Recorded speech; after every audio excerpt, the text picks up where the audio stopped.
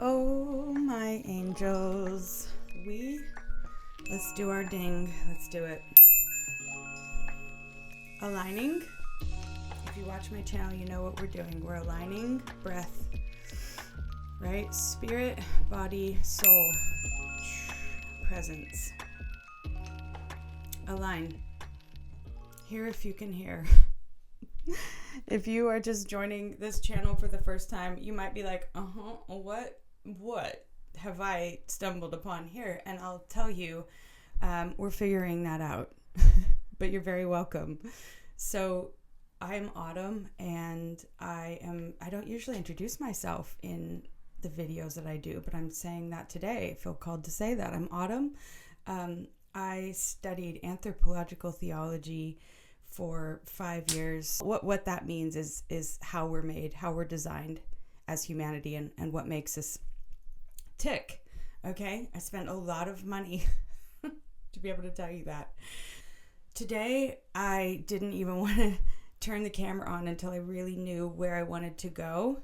And here's what I want to talk about today.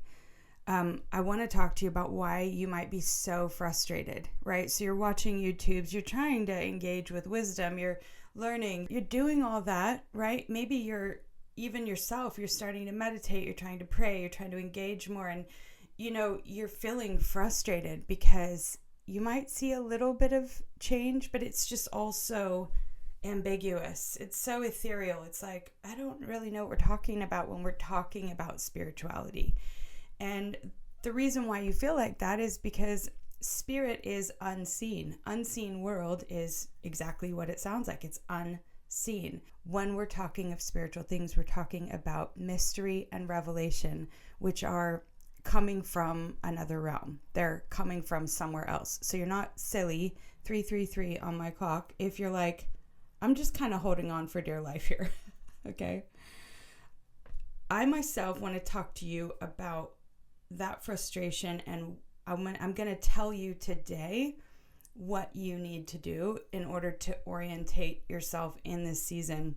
Felt like for the first time ever on this channel, I wanted to share a story about my own calling. I've had so many spiritual expressions in my life. Have you? I just wonder, if you could timeline your life, would you say, like, okay, I grew up in a family that really did not engage with God, or would you say, oh no, my family was Catholic, practicing Catholic, or maybe Muslim or Christian, which branch of Christianity, or my parents were kind of bohemian, kind of new age. We all have a story, and in no way is any of your story devoid of spirituality. It's just a matter of framing it and understanding what were you meant to grow up in. The reason I'm saying is because our childhoods are preordained. Our spirituality is a journey, and it's my belief that it's meant to lead us to Yahweh, to lead us to Yeshua. So my story, because remember, I'm telling you mine. Maybe I should stick to that. I'm looking back because I want to talk to you about this picture. At one point, I was waking up in the night with 3 little kids. All my kids were probably at that point under like 6. And I was like waking up and like as though you're not tired, right? What moms of little kids wake up, and it doesn't happen. Okay, okay. So I would know inherently that I was going to go. I would get my Bible, because that's just what I knew to do. I'd get my Bible, sit at the kitchen table, turn the light on, make a cup of tea, open it up. I would know exactly where to go. Or if I would just flop it open and it would somehow be where I was spoken to out of. But at one point, it was kind of very pivotal, this moment. And I remember reading, it would have been First Chronicles 19. It's when King David takes a census, and he gets in trouble for that because he wasn't supposed to number people, because that was unto his ego. Really, it was against what Yahweh wanted him to do, because he was winning all his battles, and it was meant to be a glory unto God who fights our battles, kind of a thing. And instead. He gets tempted, but he's tempted by spirits. Anyways, the whole thing, this is not about that. It came to this moment where it was like there was an angel standing between heaven and earth with his sword raised, and I went into another realm, and I came back, and I knew that I was supposed to tell the person who was leading the church that I was a part of. And that's all I can tell you. I was like, this message is about them or for them or something. Didn't really even know what it meant, you guys. But then I think I probably got some interpretation or something to say. Anyways, I went and told them, and it blew the whole church up. Like it was like I got told my word was spot on. I don't even remember what the word was right now. My brain has obviously blacked it out. I then got asked to speak in front of this board meeting, and it was, what is it called? PCC. And then I was brought into leadership. Then I was put on the platform. Then I was asked to preach. Then I was asked to lead worship. Then I was asked to blah, blah, blah. And I was suddenly functioning very much in public, and I barely knew what I was doing. It started to take a huge toll on my mental health, because whilst I was just passing on messages, I did not have the skill or the experience to know what to do when everybody around me was getting pissed off or it was causing messes. Okay, so first thing, how many of you guys know the truth is not the truth? The truth is confronting. The truth confronts the ego. The truth is unsettling. It makes us agitated. It makes us irritated, right? And it says the Holy Spirit convicts of sin. So actually what that means is sin actually means separation. Why would God want to convict anybody of a sin? It would be because you're acting dysfunctional. Like you're doing dysfunctional things that cause your life not to be fruitful or multiply, or be built on solid things. You're causing disease in your body. You're causing dysfunction in the earth. You're not doing the job of a son. Okay.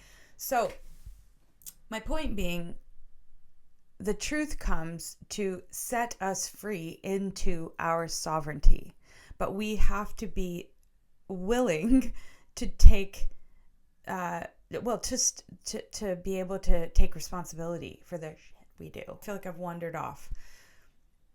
The story of this picture is that I was being called a prophet, and I did not know if I was or not. I didn't understand what was happening. I felt like I was just kind of going crazy, to be honest, or that I was demonized or something. I was like, oh, how do you know? Somebody said to me, you need to ask God to confirm this, okay? So I was like, okay. And I went on a fast, and I think it was like a 3-day fast, and I said, I need you to speak to me. If I'm not, I don't want to hear it from man. I want to hear it from you. I need to. Well, I was walking into one of the days on that fast, and that time walked into a charity shop. In America, I think we call them thrift stores. Excuse me. And I walked in, I saw this painting, and I sketched that. My favorite kind of art is that classic sketching, the charcoal, the sketch. It's just like my jam. And I saw this sitting on the floor, and I was like, oh my gosh, I'm going to buy that. I don't even know who that's by. I think it's maybe Michelangelo, or it's that period of time. It's that Greek, period of time. And so anyways, I already had decided to buy it. And I get up close, and I'm like, oh, it's by A. Sybil. Okay, I don't know who that is, but I'm going to look up that name because I love their style.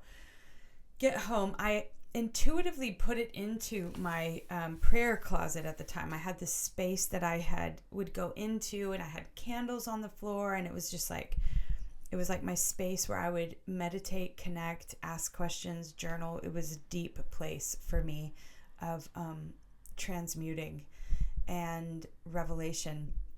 So I sat in there, I was looking it up. A. Sybil, I thought, was an artist. It was not an artist. What Google told me is that A. Sybil was the Greek word for an oracle.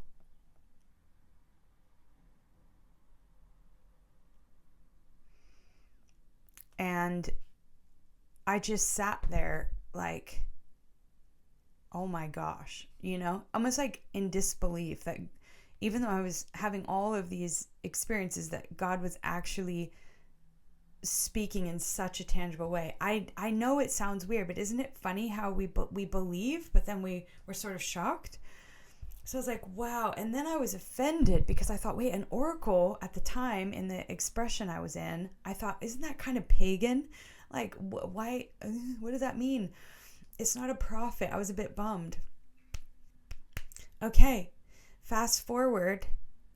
That was about 10 years ago now. That's been a while. And I don't believe that prophets are what they say they are. I don't believe in the fivefold ministry anymore. I don't believe, if that had said prophet today, I would be bummed about that. Because what I believe is that the oracle and the sun and is the future. So it actually was foretelling in itself of what I was going to believe in my later days. So I don't know if that makes sense, but it's so special to me because what I understood myself to be, and I guess this is what I want to say to you guys. I know to me it was like, oh, duh, ask God, but ask Yahweh, ask for the divine to tell you who you are, what your gifts are. Remember, it's so simple, but ask. Send me a sign. Send me affirmations. Confirm this to me. Is this my gift? Do I have a gift? Or whatever, however you want to do it. Who am I is just a really good question. And we're asking all these other people and we're watching YouTubes and we're gleaning from all these sources. But why do we just forget to ask the source himself, right? Okay. So I started to understand I am an oracle. I was born into a life of adversarial conditions. I was born into both. I always felt I was born into extremes. I knew what it was to be wealthy. Then I knew what it was to be really poor. Then I knew what it was to be brought up into high places. Then I knew what it was to be brought down into low places. And that's been the balance of my life. So, and the person who I attribute or credit raising me is my father, who being raised by a single male, and in my case, my dad is like an Italian from Chicago. So, and he's not messing about. And he himself was pioneering in his own sphere of holistic healthcare and trying to teach people that the body could heal itself. So he was doing, he was just a badass, a total badass, okay, who still inspires me. And he was not perfect, and I'm not perfect, and our relationship isn't perfect. But one of the things my dad did was force me to learn how to speak what I was trying to say. Because he'd be like, he called me buddy a lot growing up, and it would be like, buddy, boil it down to a science for me. Like, he would really force me to learn how to use my voice and speak my voice. And I'm still always blah, blah, blah, faffing around a little bit. I'm always trying to figure out my words, but it was for a reason. And everything about where you were born, who your parents were, what your spiritual journey was, has been, is, everything about you is ordained, preordained, predestined. And you would not be watching this if you were not truly like, I need to know more about my identity. I need to know about who I am. I want to have the best, biggest life, right? And I want all the things, because you don't be a son without wanting all the things. We're made as little gods. We're made to be benevolent rulers in this world. We're made to be fruitful and multiply. So you're kidding yourself if you are trying to tell yourself you'll settle for this or you'll settle for that. No, you won't settle. You'll never settle. You'll be absolutely tormented by the idea of settling. And thank God for that, because you were made for so much more. So I'm going to say this like this, and it makes me a little jittery to say it because I don't like titles, and I won't just be using this title all the time, but I feel like it's part of the message. When God does answer, because he will answer you about who you are, that becomes, it's like a cornerstone. It's like, here's who you are. Well, we are the Word made flesh. So we become the Word. So as I'm telling you guys this story, and I'm reminded, you are an oracle. You are a place where communication and truth and whatever Yahweh wants to say is meant to come through, right? So as an oracle, I know that the moment that I'm sitting in with you guys is profound. I know that the age of the church is over. I know that people will keep going to churches, but they will only go for comfort's sake.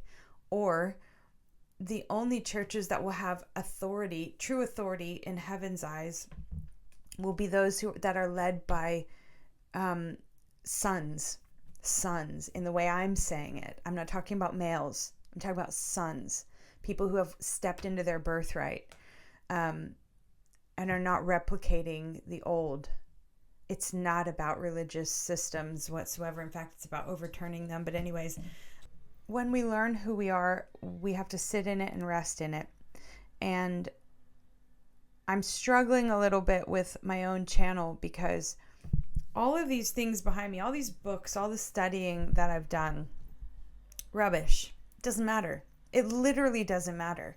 I know that it was part of my story. I know I have a lot of knowledge and understanding inside of me, and I'm grateful for it. I'm not saying I'm not grateful or feel privileged to have been able to study at the University of Oxford and have like all of, I can tell you the theological paradigms. I could tell you a lot of stuff, but I don't care about it anymore. And I'm starting to get to this new apex where I realize that if we're talking about spirituality, we either need to be doing it or teaching it. And I myself am in an ascension where I understand that all of the stuff I can teach you, it's not that I don't believe it anymore. I just think it's like super old stuff. And I don't want to teach it to you, if that makes sense. What I'm doing now is the most exciting thing. The way I'm meditating now is the most exciting thing. The people that I'm following now and I'm learning from now are the most exciting people. But I can't teach you their stuff because that's not my stuff. Does that make sense? So I almost was like, I need to pause. I'm just going to stop the channel because I'm not going to teach old stuff. I don't care about it anymore. I don't want to recreate the Christian paradigm. I don't need to defend none of that stuff. I'm here to create the new earth. I'm here to create the new human and the new heaven, the heaven and earth, really. And I don't know how to do that totally because I'm practicing that right now. But what I do know is that I'm like, the proof is in the pudding of everything. So I can't really teach it all, but I'm like, okay, so now I'm in an environment where I'm working. I'm just full blast in this 3D realm, just like business. It's all very boots on the ground systems stuff. Okay, I don't walk into work and I'm like, hi, everybody. Like, I walk into work and I get to work, and that's my job. Okay, my job is to make the people that I'm working for the most abundant, healthy, wealthy people in their industry. That's my job as a son, okay? All right. But I will say, I was talking to somebody the other day. They were standing next to me at the bar, and I was like saying something. And all of a sudden, remember how I told you guys I'm going for embodying presence so much that somebody can just stand next to me and get healed? Like, that's my sights are way bigger than they were before. So this lovely lady standing next to me, I knew her story. She had been through a lot, like had an ex-partner who she had to get a restraining order against, very troubling. You know how we overuse the word narcissist? I think in her case, it was probably the actual word narcissist. It was actually that kind of person. And it was tough. It was so tough on her. And she will be needing to be restored for a long time. But anyways, she was standing next to me and I said to her, you know, we were talking about she said, I'm in a season of loving myself. And I said, oh no, that's not a season. That's forever. You know, like loving yourself first, right? I mean, it's Yahweh first, but then it's us. That was such a paradigm. I'm getting goosebumps right now. It was such a paradigm shift for her because, you know, the world, or maybe herself would have told her, or human wisdom even, you know, it's like, you're in a season where you need to, no, like you need to always love yourself more than other people, always. And you always need to love Yahweh more than you. It never will work any other way because you are only giving really with authority, healing, power, what you first believe your own body believes, what your own mind believes, right? So she's standing next to me and I said to her, I was like, no, that's forever. She got chilled. She got ripped. She was like, I am chilled. And I was like, me too, because I had chills going down me. I could feel her chills. I'm getting them now. It was so simple. It was not, we were just talking about the simplest thing in the world. And the spirit was like ripping through. In this, we're standing in this business environment. And I'm like, I was like, I'm here for this. I'm here for this. I'm here for this. Okay, just charged me up. It's charging me up now. Anyways, that's the embodiment of spirituality. That's what I'm going for. I'm not going for church on Sunday. I'm going for churches every day inside of me. I don't even know church. The word church. What is it? Ecclesia? Is that what are we talking about? The word ecclesia? That's actually the word for church, which is just means a group of people. Like just, you know what I'm saying?